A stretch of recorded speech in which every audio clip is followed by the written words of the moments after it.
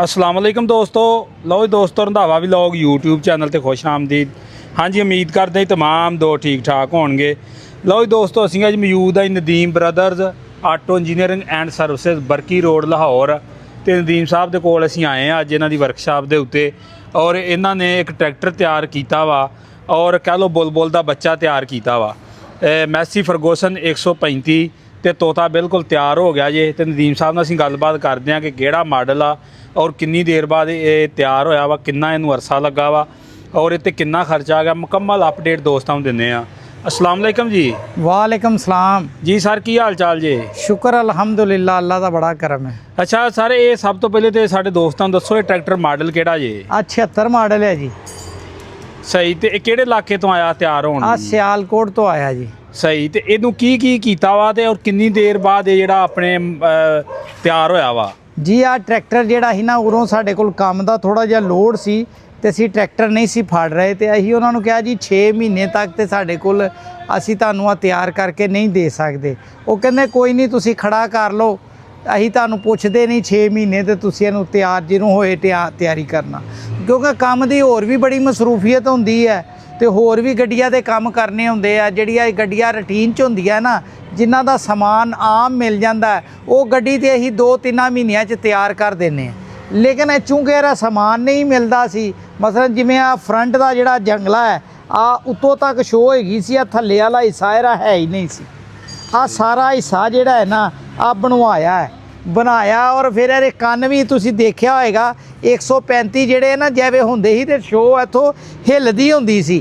ਤੇ ਆ ਦੇਖੋ ਆ ਸ਼ੋਅ ਜਿਹੜੀ ਹੈ ਨਾ ਪੂਰੀ ਇਹਦੇ ਨਾਲ ਜਿਹੜੀ ਹੈ ਨਾ ਕੰਨਾਂ 'ਚ ਇਸ ਤਰ੍ਹਾਂ ਕੱਸੀ ਹੈ ਕਿ ਆ ਪੂਰੀ ਮਜ਼ਬੂਤ ਹੈ। यानी कि ਕੰਨ ਜਿਹੜੇ ਹੈ ਨਾ ਉਹ ਵੀ ਸਪੈਸ਼ਲ ਬਣਾ ਕੇ ਲਾਏ। सही। ये आप ही तैयार कीते? हाँ जी, आ हिस्सा ਜਿਹੜਾ ਡੈਂਟਰ ਕੋ ਤਿਆਰ ਕਰਾਇਆ ਉਹ ਜਿਹੜਾ ਕੰਨਾਂ ਛੰਨਾਂ ਵਾਲਾ ਕੰਮ ਹੈ ਨਾ ਜਿਹੜਾ ਭਾਰਾ ਔਰ ਇਹਦੇ ਵਿੱਚ ਜਿਹੜੇ ਇੰਗਲਾਰਨ ਲਾਏ ਉਹ ਅਸੀਂ ਆਪ ਲਾਏ ਹੈ। ਸਹੀ। ਤਾਂ ਕਿ ਆ ਜ਼ਰਾ ਸ਼ੋਅ ਥੋੜੀ ਜਿਹੀ ਮਜ਼ਬੂਤ ਹੋ ਜੇ। ਜਿਵੇਂ ਅਸੀਂ ਮਰਗਾੜ ਥੋੜੇ ਜਿਹੇ ਮਜ਼ਬੂਤ ਬਣਾਏ ਨਾ, ਦੇਖੋ ਨਾ ਆ 16 ਗੇਜ ਦੇ ਮਰਗਾੜ ਹੈ। ਆਮ ਜਿਹੜੇ ਮਰਗਾੜ ਹੈ ਇੰਨੇ ਮਜ਼ਬੂਤ ਥੋੜੇ ਹੁੰਦੇ ਆ। ਆ 16 ਗੇਜ ਦੇ ਸਪੈਸ਼ਲ ਆਰਡਰ ਦੇ ਬਣੇ ਹੋਏ ਮਰਗਾੜ ਹੈ। ਠੀਕ ਹੈ, ਇਹਨੂੰ ਮਰਗਾੜ ਨਵੇਂ ਪਾਏ ਹੈ। ਸ਼ੋਅ ਇਹਦੀ ਸਾਰੀ ਆਪਣੀ ਹੈ। ਠੀਕ ਹੈ, ਇਹ ਥੱਲੇ ਵਾਲਾ ਹਿੱਸਾ ਸਾਰਾ ਤਿਆਰ ਹੋਇਆ। ਉਸ ਤੋਂ ਬਾਅਦ ਇੰਜਨ ਦੇ ਵਿੱਚ ਇਹਦੀ ਕਰੈਂਕ ਪਈ ਹੈ। ਠੀਕ ਹੈ, ਫਰਾਈ ਵੀਲ ਪ੍ਰੈਸ਼ਰ ਪਲੇਟ ਇਹਨੂੰ ਪਈ ਹੈ ਨਵੇਂ ਮਾਡਲ ਦੀ। ਗੇਅਰ ਬਕਸਾ ਸਾਰਾ ਨਵੇਂ ਮਾਡਲ ਦਾ ਕੀਤਾ, 265 ਦਾ ਗੇਅਰ ਲੈ ਕੇ ਨਾ ਇੱਕ ਔਰ 'ਚ ਕਾਊਂਟਰ ਸ਼ਾਫਟ ਜਿਹੜੀ ਹੈ ਉਹਦੀ ਪਾ ਕੇ ਨਾ 240 ਵਾਲੀ। ਤੇ ਇਹਨੂੰ ਸਾਰੇ ਗੇਅਰ ਬਕਸੇ ਨੂੰ, ਗੇਅਰ ਦੀ ਬਾਡੀ ਇਹਦੀ ਆਪਣੀ ਜੈਨੂਅਨ ਹੈ। ਸਾਰਾ ਸਮਾਨ ਇਹ 'ਚ 265 ਦਾ ਡੱਡੂ ਦਾ ਪਾ ਦਿੱਤਾ। ਸਹੀ। ਠੀਕ ਹੈ ਬਲੈਤੀ। ਫਿਰ ਉਸ ਤੋਂ ਬਾਅਦ ਪਿਛਲਾ ਹਿੱਸਾ ਕੜਾ ਪਿਨੀਅਨ, ਸਟਾਰੀਆਂ, ਟਿਊਬਾਂ, ਅਚਾਰੇ ਰਿਮ, ਮਰਗਾੜ, ਆ ਸਾਰਾ ਸਟੀਅਰਿੰਗ ਦਾ ਕੰਮ, ਹਿੱਸੇ ਦਾ ਕੰਮ। ਯਾਨੀ ਕਿ ਆ ਗੱਡੀ ਦੇ ਉੱਤੇ ਕਾਫੀ ਜ਼ਿਆਦਾ ਖਰਚਾ ਹੋਇਆ। ਜਦੋਂ ਆ ਕਸਟਮਰ ਨੇ ਦਿੱਤੀ ਸੀ ਨਾ ਤੇ ਅਸੀਂ ਉਹਨਾਂ ਨੂੰ ਕਿਹਾ ਸੀ ਆ ਗੱਡੀ ਤਿਆਰ ਹੋਣ ਵਾਲੀ ਨਹੀਂ ਹੈ। ਗੱਡੀ ਤਿਆਰ ਕਰਨ ਦਾ ਉਸ ਦਾ ਫਾਇਦਾ ਹੈ ਜਿਹੜੀ ਗੱਡੀ ਸਾਫ਼ ਸੁਥਰੀ ਹੋਏ, ਜਿਹੜੇ ਵਿੱਚ ਕੰਮ ਨਾ ਹੋਏ ਉਹਦੇ 'ਤੇ ਖਰਚਾ ਥੋੜ੍ਹਾ ਹੁੰਦਾ।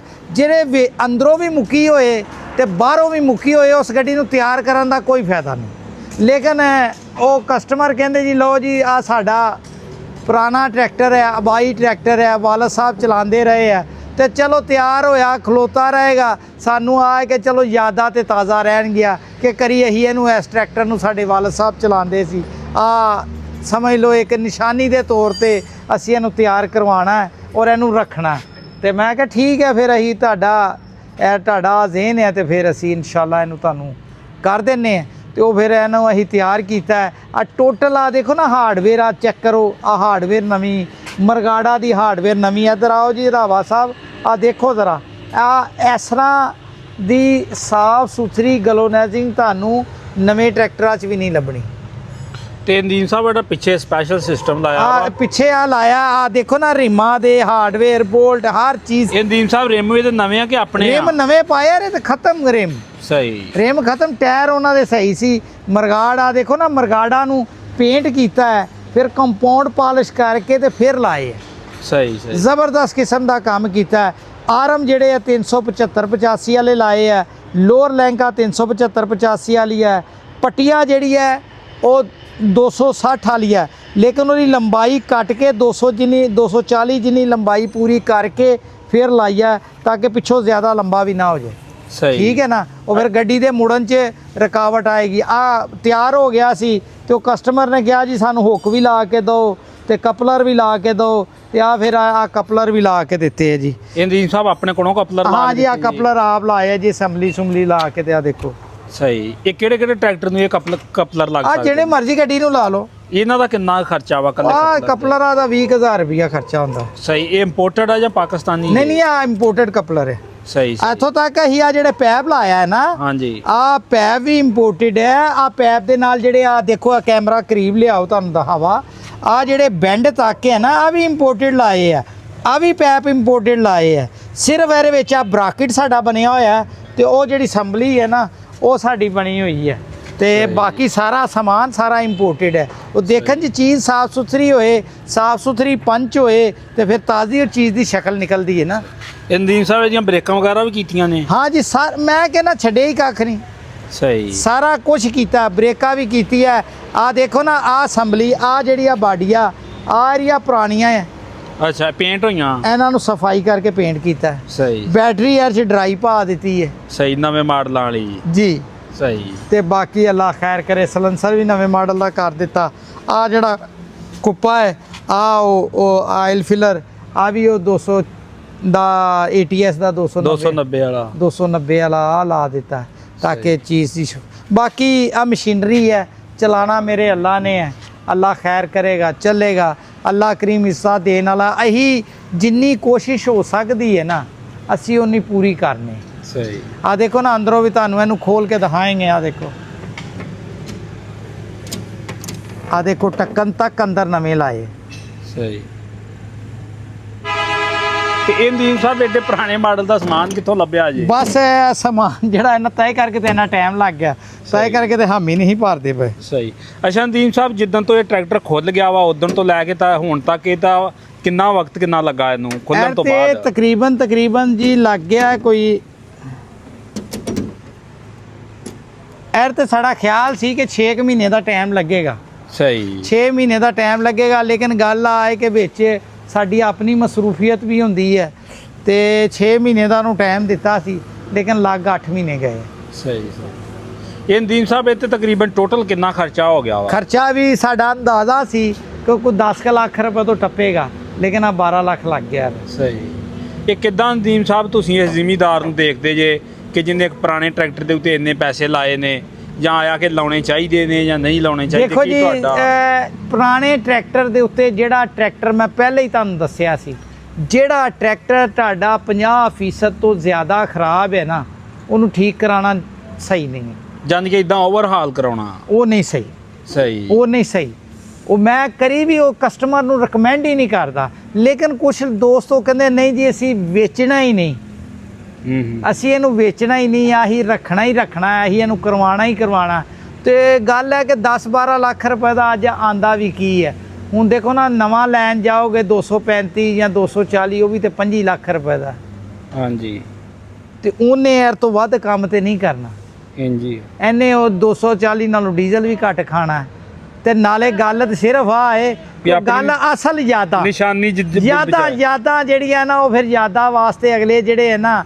ਮੈਂ ਯੂਰਪ ਗਿਆ ਨਾ ਤੇ ਉੱਥੇ ਦੇਖੇ ਮੈਂ ਪੁਰਾਣੇ ਟਰੈਕਟਰ ਜਿਹੜੇ ਰਨਾਕ ਲੈਂਦੇ ਔਰ ਮਿੱਟੀ ਦੇ ਤੇਲ ਤੇ ਚੱਲਦੇ ਸੀ, ਤੇ ਜਾਂ ਔਰ ਤੇ ਪੁਰਾਣੇ ਫਰਗੂਸਨ ਦੇ ਜਿਹੜੇ ਮਾਡਲ ਉਹ ਅਗਲਿਆਂ ਨੇ ਸਾਂਭ ਕੇ ਰੱਖੇ ਹੋਏ ਆ, ਬਲਕਿ ਚਲਾਉਂਦੇ ਵੀ ਨਹੀਂ, ਟਾਇਰ ਨਵੇਂ ਪਾ ਕੇ ਸ਼ੋਰੂਮਾਂ 'ਚ ਖੜੇ ਕੀਤੇ ਹੋਏ ਆ। ਕਈਆਂ ਨੇ ਆਪਣੇ ਫਾਰਮ ਹਾਊਸ ਤੇ ਖੜਾਰੇ ਕੀਤੇ ਹੋਏ ਕਿ ਅਸੀਂ ਚਲਾਣੇ ਰਹੇ। ਸਹੀ। ਗੱਲ ਆ ਕਿ ਪੈਸੇ ਦੀ ਵੁਕਤ ਕੋਈ ਨਹੀਂ ਰਹਿ ਗਈ, ਪੈਸੇ ਦੇ ਪੱਲੇ ਕੱਖ ਨਹੀਂ ਰਹਿ ਗਿਆ। ਜ਼ਿਮੀਂਦਾਰਾਂ ਦੇ ਕੱਪੜੇ ਲੱਥ ਗਏ, ਜ਼ਿਮੀਂਦਾਰ ਨੰਗੇ ਹੋ ਗਏ, ਜ਼ਿਮੀਂਦਾਰਾਂ ਦਾ ਰਹਿਣ ਕੱਖ ਨਹੀਂ ਦਿੱਤਾ, ਜ਼ਿਮੀਂਦਾਰ ਦੇ ਪੱਲੇ ਕੱਖ ਨਹੀਂ ਰਹਿ ਗਿਆ। ਇਜਨਾਸ ਉਹਨਾਂ ਦੀਆਂ ਕੀਮਤਾਂ ਘੱਟ ਤੇ ਜਿਹੜੀਆਂ ਹੈਗੀਆਂ ਖਾਦਾਂ ਉਹ ਮਹਿੰਗੀਆਂ। ਮੈਂ ਅੱਗੇ ਵੀ ਇਹ ਵੀਡੀਓ ਚੈੱਕ 'ਚ ਦੱਸਿਆ ਸੀ ਕਿ ਅਸੀਂ ਬਚਪਨ 'ਚ ਦੇਖਨੇ ਹੁੰਦੇ ਸੀ ਕਿ ਜਦੋਂ ਖਾਦ ਜਿਹੜੀ ਸੀ ਨਾ, ਰਨਾਕ ਲੈਂਦੇ 300 ਰੁਪਏ ਦਾ ਤੋੜਾ ਹੁੰਦਾ ਸੀ ਨਾ ਯੂਰੀਏ ਦਾ, ਉਹ 300 ਰੁਪਏ ਮਣ ਕਣਕ ਹੁੰਦੀ ਸੀ। ਸਹੀ। ਤੇ 600-700 ਰੁਪਏ ਦੀ ਬੋਰੀ ਜਿਹੜੀ DAP ਦੀ ਲੱਭ ਜਾਂਦੀ ਸੀ। ਸਹੀ। ਕਈ ਪੁਰਾਣੇ ਲੋਕ ਜਿਨ੍ਹਾਂ ਨੂੰ ਯਾਦ ਹੋਏ ਮੇਰੀ ਗੱਲ ਨਾਲ ਇਤਫਾਕ ਕਰਨਗੇ। ਸਹੀ। ਤੇ ਅੱਜ ਵੀ ਅਗਰ ਸੂਰਤ ਹਾਲ ਉਹੀ ਹੋ ਜਾਏ ਕਿ ਜਿੰਨੇ ਦੀ ਮਣ ਕਣਕ ਹੈ ਉਹਨੇ ਦੀ ਯੂਰੀਆ ਹੋ ਜਾਏ ਤੇ 2 ਮਣ ਯੂਰੀਆ ਦੀ DAP ਹੋ ਜਾਏ ਤੇ ਜ਼ਿਮੀਂਦਾਰਾਂ ਦੇ ਪੱਲੇ ਫਿਰ ਵੀ ਕੁਝ ਪਾਏਗਾ।